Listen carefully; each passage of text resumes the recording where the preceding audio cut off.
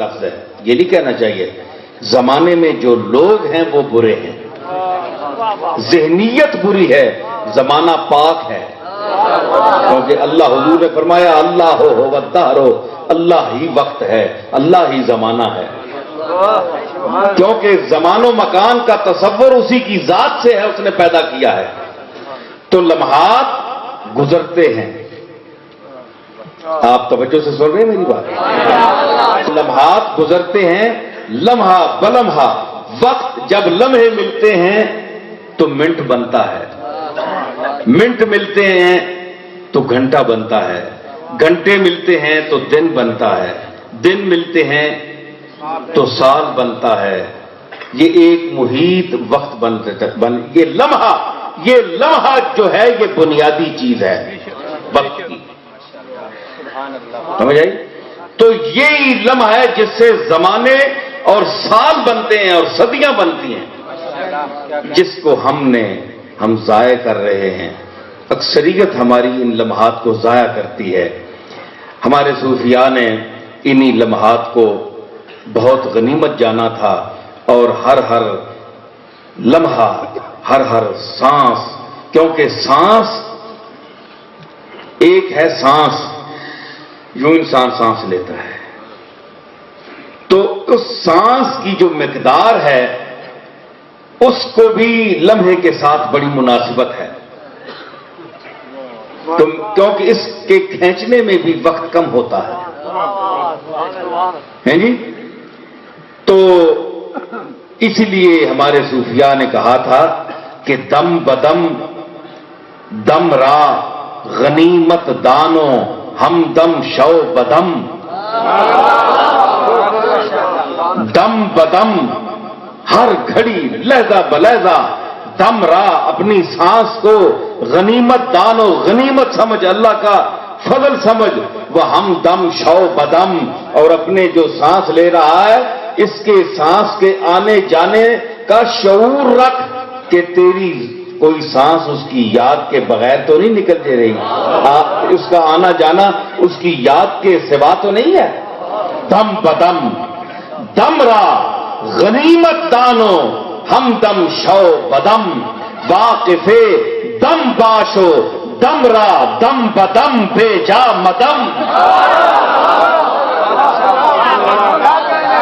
یہ جو تو سانس لے رہا ہے اس کو اس سانس سے مطلع رہے، واقف دم باش اور دمرا، اور اپنی سانس کو دم بدم ہر لہجہ بے جا مدم، یوں ہی نہ نکال دے۔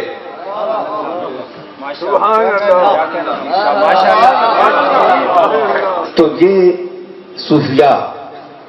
صوفیاء کا منبع تعلیم انبیاء ہے،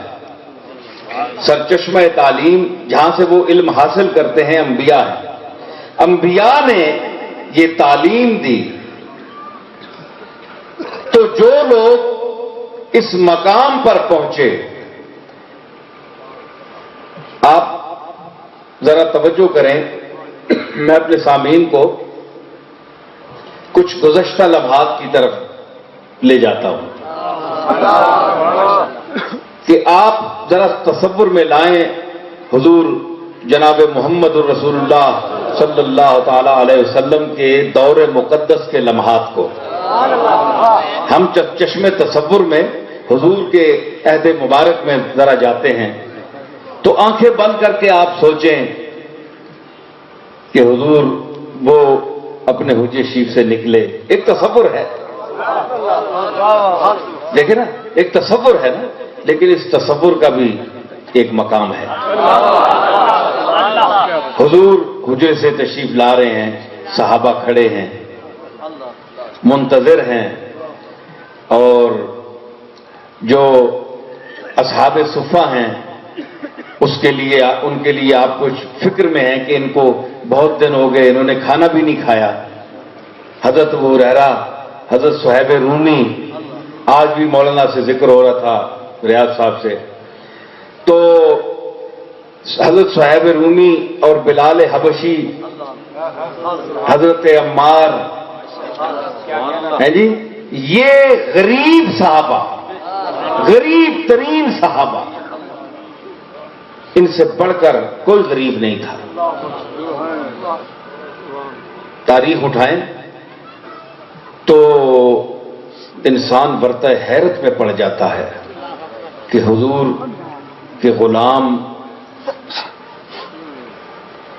کیا دیکھنے کے لیے وہاں آئے تھے,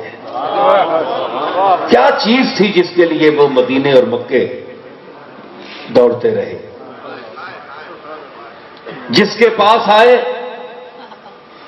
اس کے پاس اللہ کا دیا بہت کچھ تھا, پوری کائنات اس کی تھی, لیکن اس نے کسی چیز کو پسند نہیں فرمایا. تو ثابت ہوا کہ صحابہ دنیا طلبی کے لیے اور حضور کے خانے نعمت پر اچھا کھانے کے لیے